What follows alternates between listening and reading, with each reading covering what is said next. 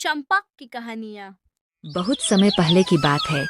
एक प्रतापी राजा था जिसे अपने भविष्य के बारे में जानने की बहुत जिज्ञासा रहती थी। एक दिन उसके दरबार में एक बहुत प्रसिद्ध ज्योतिषी आया। राजा ने उसे अपना हाथ दिखाया और अपने भविष्य के बारे में पूछा। ज्योतिषी ने राजा की रेखाओं का गहन अध्ययन किया और उसका चेहरा पीला पड़ गया। वह कांपते हुए बोला, महाराज, आपकी कुंडली तो बहुत भयानक है। आपकी आंखों के सामने आपके परिवार के सभी सदस्य एक एक करके मर जाएंगे और अंत में आप अकेले रह जाएंगे। यह सुनते ही राजा क्रोध से आग बबूला हो गया। उसने चिल्लाकर कहा, मूर्ख, तूने मुझे इतना अशुभ समाचार सुनाया।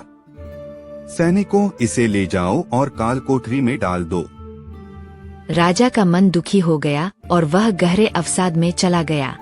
अगले दिन एक दूसरा विद्वान ज्योतिषी दरबार में आया। राजा ने उसे भी वही प्रश्न पूछा। इस ज्योतिषी को पता चल चुका था कि पहले वाले के साथ क्या हुआ है।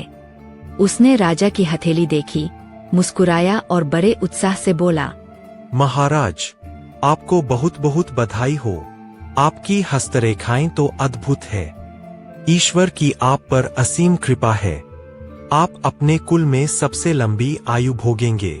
आपकी आयु आपके परिवार के सभी सदस्यों से कहीं अधिक होगी और आप बहुत लंबे समय तक शासन करेंगे। राजा यह सुनकर अत्यंत प्रसन्न हुआ।